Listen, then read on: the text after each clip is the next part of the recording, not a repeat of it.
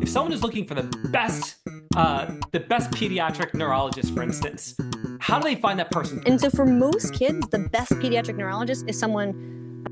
Today on Time We Discuss, I have Emma with me, and it's time we discuss what it's like being a pediatric neurologist. Emma, thank you for joining me today. Hi, Dan. So great to be here today. I haven't spoken to anyone that works in neurology in any capacity. I only have a very vague idea of what it's really like. So fortunately, you are here and you're able to tell us what it is really like. So tell us, in a typical day, what's it like being a pediatric neurologist? I guess I should start by saying that I am pediatric neurology trained, and I am currently in a pediatric ICU fellowship.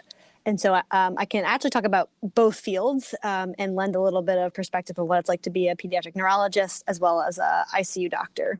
For a pediatric neurologist, the field is inpatient and outpatient. And so some doctors spend their days in clinic seeing kids with epilepsy, developmental delay, neuromuscular disorders, like so kids who have kind of weak muscles or maybe aren't hitting their milestones growing up, kids who had a brain injury at any point, so traumatic brain injury, and seeing them all in the outpatient setting. So ideally, when they are not too sick and keeping up with their medications, tracking their development, and following them that way. There are also pediatric neurologists who work in the hospital. And so those are the people who would help a medical team take care of a kid with new severe seizures or new weakness or a stroke or really anything that affects the brain, spinal cord, or muscles, a pediatric neurologist gets involved with. And then you get kind of to the small bucket of doctors that I fall into, which I have a pediatric neurology training and I'm undergoing pediatric ICU training. And so this is very specific of kids with brain injuries in an ICU. And so this is kids with severe seizures that we're having a hard time treating. And so they need multiple medications or infusions. Kids who had like traumatic brain injury, so a car accident or a gunshot wound, or kids who have brain injury from a cardiac arrest, so drowning, or kids who get a brain injury from that is my specialty in the kids I like to treat and take care of. Wow. Okay. So I asked this to someone else before. I'm going to pose this question to you as well. And especially being a parent, how difficult is it for you to separate like that instinctual, like parent caregiving side from like the job and what you're asked to do? How difficult is it to separate those two things? Most days, it's not too much of a problem. I come in, I have my doctor hat on, and I'm just very focused on like the best care of the kids. I'd say when I take care of a kid that is around the same age as my kid, or is affected by something that feels like so tangible, like a drowning or a car accident, something that like could happen to me and my little guy any day, it definitely hits in a different way. And I think sometimes takes a second for me to take a step back and take a deep breath so I can, stay clear in the mind and stay focused on caring for the family and the kid in front of me. Let's talk about the typical hours you work. In your capacity, are you doing shift work? Are you like kind of all over the map? And then what are your hours typically like? Is it like 60-hour weeks are very common, or is it very, very strict 40, or is it fluctuate? What's that typically like? I like to say when I'm on, and when I'm off, I'm off. So when I'm on service, meaning like I am the ICU doctor taking care of these kids, it is long days and long hours. I often get in around 6 and sometimes don't leave much before 6. And then we do 24-hour call shifts as well. So like you spend the whole day and the whole night there. And that's different by hospital. That's the way that we do it. So those can be really long, really hard weeks of service. But then I have a lot of research time where really my time is my own. I can work from home. I can come into the office to work. And I spend a lot more time with family kind of catching up during those blocks of time. Okay, cool. So when you're doing the research, how much of that compared to when you're actually in the hospital? Is it like a 50-50, a 75-25? What's that split typically like? I'm still in training. So Right now it's about 50-50, I would say. And then as I become a faculty, or this is like my long-term job, it's, I'd say probably even more like 30-70, with 30% ICU service and 70% like research or other extracurriculars. Now, you talked earlier about being on call when you're in the hospital, you're there for 24 hours, you stay there. I'm assuming because of that, there aren't instances where you're like at home and you get called in. I'm assuming that doesn't happen in your capacity. Not in this job, no. When I'm on call, it's actually a very weird phrase, on call. I think it confuses my parents a lot. But on call just means I am in the hospital for that period of time. I mean, invariably, when someone's looking for a doctor, they want to get treatment of some kind. They always want the best. They always want the best person, the best facility. If someone is looking for the best pediatric neurologist, for instance, how do they find that person? Do resources exist where like they rate facilities, they rate doctors, word of mouth, the big cities, like our different hospitals well known? How can someone find the absolute best care? Yeah, that is a complicated question. There are ranking systems available, but I would say they're not actually based directly on like the quality of care or the intelligence of your doctor. A lot of the ranking systems are made off of like how much research an institution puts out, or how much funding they get from the NIH. And so I'd say it's not a direct reflection of finding the best doctor. And probably like the best pediatric neurologist differs quite a bit by what a child needs. And so if there are a lot of very, very rare diseases in pediatric neurology, and if that is you or your child, then going to like a large academic center, like CHOP or Boston or Cincinnati or out in Stanford, like these big places that have specialists that see enough of your child's condition to treat it effectively and to know the natural evolution and course and know about clinical trials. That's probably the best thing for your child.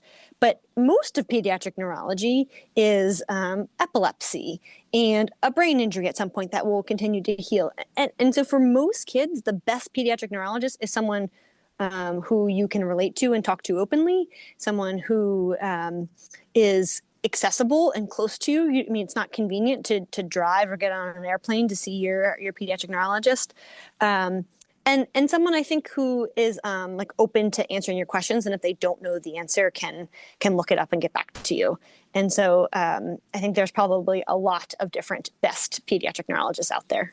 That is awesome. That is fantastic information. Thank you for that. Emma, one question I do like to ask when I'm talking to different people, I want you to think about the different things that you have to deal with in your day-to-day job. And I want you to think about things that people might view as deal breakers for them. Okay. So for instance, if you're a web developer, sitting at a desk for 8 hours, that's a given. You have to do that. If you don't like sitting at a desk for 8 hours, that job's not for you. So I want you to think about your job and the different things that you do. What is something that you can think of where it's like, if someone doesn't like this, then doing what you do is not for them? Working at night and working on holidays. So there always has to be doctors in the hospital on nights and holidays. I mean, and if you choose a path to be in the outpatient world, then maybe not. But if you're an ICU doctor, we are always open 24/7, and someone needs to be there to work. And so I work nights, I work holidays, not all of them, but that is something that will be part of my job for my entire life. Okay, now how does that typically work? Is that based on seniority, or is it just like, no, everyone gets an equal turn doing nights and holidays? Both. So again, I'm a trainee now, so I do quite a lot of nights. As I become an attending at a practice, I will do less nights than I do now. And then holidays are kind of like a voting system where you rank which holidays are most important to you and your family. And generally, people have enough different preferences that you can get the holidays that you want. That makes sense. I remember other people talking about that, where it's like, if they have kids, for instance, they don't want to work over the December holidays. But if they don't have kids, then it's like, sure, I'll take those. That's fine. Not a big deal. I'd rather have New Year's Eve or something like that. So that makes complete sense. Exactly. Okay. Switching gears slightly. One of the first episodes that I did, I talked about, again, working as a web developer. And I talked about invariably, I became the tech guy in my family. If there was a tech problem, I was the guy. I spoke to magician Joe Holiday, and I posed this question to him. When you're out at family gatherings, family partings, how often are you called on to, perform a little bit of magic or something like that? So my question for you, Emma, being a doctor, how often are you pulled in as like, my friend's the doctor, my daughter's the doctor, my sister's the doctor, whatever? How often are you kind of you're pulled in to perform the doctor role in a social setting? I'd say pretty frequently. It's often in the form of like a text message, like, "Hey, my kid did this," or "My friend's friend has seizures. What do you think about this?" And I'm always happy to give an unofficial opinion or thoughts on it or direct people to care. I will say that my sister is a adult PA in an emergency department, so when most of our like actual family needs, I put her in. I'm like, you see adults, you see these things.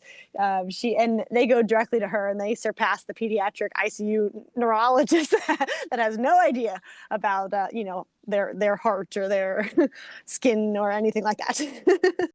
Let's talk about education briefly. So you said you're still in training. So if someone wants to go down the road you've gone down, from a timeline, how much education after university, how much additional training, what is that typically like? Is it how many years of med school, how many years of being an intern, or what does that all look like, generally speaking? Generally speaking, there you do med school for 4 years, and then you match into a residency.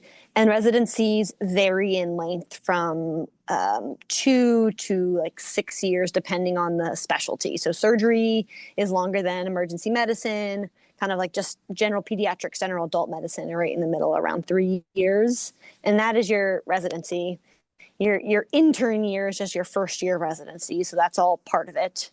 And I think important to note, like, you are a doctor when you graduate med school, and you do get paid when you graduate med school. So that it's a salary. It's just not as much as like you would hope long term for all the training and time and debt you have. And then after residency, you can do something called fellowship, which is like an additional specialization. So for example, you would do 4 years of medical school, 3 years of pediatric residency, and then if you wanted to be a pediatric cardiologist, you might do 1 year of pediatric cardiology, or I think, I'm sorry, it's 3 years of 3 more years of pediatric cardiology. So it'd be a total of 4 years of medical school and 6 years of training to be a pediatric cardiologist. Once you leave medical school, are you still paying for any of that training, or no? It's just like that you're now getting a job, you're getting paid not as much as you'd like, but you're not at least putting out money. Correct. You're no longer putting out money. You are just kind of like an apprenticeship, learning and getting paid some. So I want to hang on this for a second. So whenever people are acquiring new assets, whether that's education or a house or something like that, one of the things people will often look at is the return on investment. So if someone is looking to transition to be a doctor later in life, is that a smart move financially? If they decide, I'm 45 and I want to go back to med school, like I'm having a midlife crisis, this is my calling. I have a new calling and I want to do this. Is that realistically feasible in your opinion? Or it's like, no, like probably it should be considered earlier on in your career? Probably should be considered early on in your career. I think because the training is so long, the pay during training is not great. And so you really then need a substantial amount of your life working at that higher end of the salary to justify the means of all that years of training. That being said, some specialties pay a lot more, and so you get there sooner.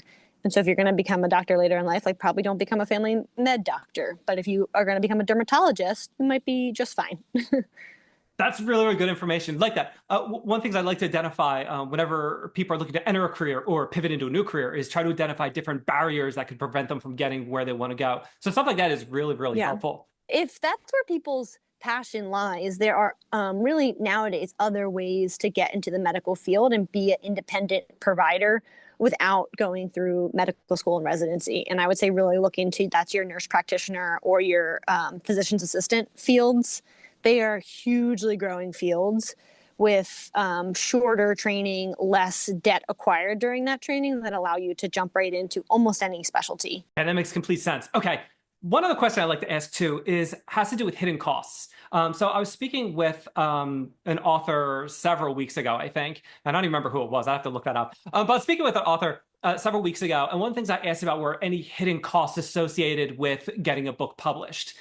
So I want to ask the same question to you. Are there any hidden costs once you become a doctor? Like there's obviously malpractice insurance they have to pay for, but is there anything else like yearly dues or when you take, do you have to do any kind of like testing each year that requires money, anything like that? Does anything like that exist in your field? Yes, your medical license are extremely expensive. So taking your board exams and getting your acquiring your medical license in different states is like thousands of dollars. And there's also a lot of fees associated with like conferences and presenting research, maintaining alliances to groups. So if you're part of like the American Academy of Pediatrics, there's dues associated with that. Some of those dues are taken care of by your academic institution if you work for one, but if you don't, if you're in private practice and you want to maintain those dues, that's just an expense that you have to cover. Okay, excellent. That is good to know. Again, got to identify those barriers. I love that. Okay, so going back to research, how common is that at different organizations? Are most medical facilities, are most of them have a research component to them, or it's like no, they're maybe a third of them are research. So if you really want to do that, you need to be more selective about where you want to go. What's that like? I'd say most like academic medical centers, so a hospital associated with a college or a medical school. Probably the big hospital names that come to mind for people. A lot of physicians are doing research, and that is kind of the nature of being at an academic center. People are really excited about moving the field forward. People want to teach in the medical school. And so that is the vast majority of people there. I'd say the majority of doctors don't do research. Majority of doctors actually do not end up at big medical centers. They end up in private practice or underserved areas or publicly funded clinics. And their primary goal and job is taking care of kids or adults or whatever it is, and don't have a large research component to it. Okay, and is that just more based on preference? Like if someone they just don't want to do the research, they choose not to go down that road. Is that really all that is? Pretty much. I think like when you're in my stage and you are a trainee, you're thinking about your forever job or hopefully forever job. That is a mental calculation. Like, do I really like this research that I'm doing? Do I want to keep up with it? And if yes, I probably should stay at one of these academic centers. But if all I want to do is go out there and be a really good ICU doctor and show up every day in the ICU and take care of kids and go home, then there are lots of other ICUs that wouldn't really have the expectation that you continue academic research. I mean, this is the part of the show where I like to extend the courtesy to my guests. If there is a project you're working on or a cause you believe in it, or if you want to talk more about the organization that you are aligned with, I'd like to open the floor up to you to discuss whatever it is that you'd like to discuss. I'd say, although it's probably not a good business model, what I feel most passionate about is actually keeping children out of the ICU from ever getting there to begin with. And there are some things that we absolutely cannot prevent and that we show up every day to take care of them. But there are a whole lot of kids I see in an ICU from what I would consider preventable injuries and diseases. And so that is firearms injuries, drowning, car accidents, bad flu infections. And so this is just my pitch to say these things happen every day. I see them all the time. And so vaccinate your kids, lock up your guns and vote for common sense gun control, and pool safety, take your kids to swim lessons, like really just do those preventative things so that we can keep all the kids in our lives safe. Emma, I absolutely love all of that. I remember when my kids were when they were first learning to walk up and down the steps, and every time I'm like holding my breath, and I'm like, oh man, this is everything's okay. And every time there's the slightest misstep, and you hear like the thump or something like that, it's like, you're on high alert. And even now, I mean, the kids are much older now, but still they run up and down the steps, and it's like, guys, what are you doing? Like, and Yep. and as you get older, you realize being a parent is terrifying. being a parent is very terrifying. And as you get older, you realize like life is so fragile. It can all change in a fraction of a second. That's all it takes. And it's so scary. Emma, it's been absolutely awesome having you on Time We Discuss, where we learn what it's like to be a pediatric neurologist and ICU physician. Dan, thank you so much for having me. It's been great to talk with you and share a little bit about my job.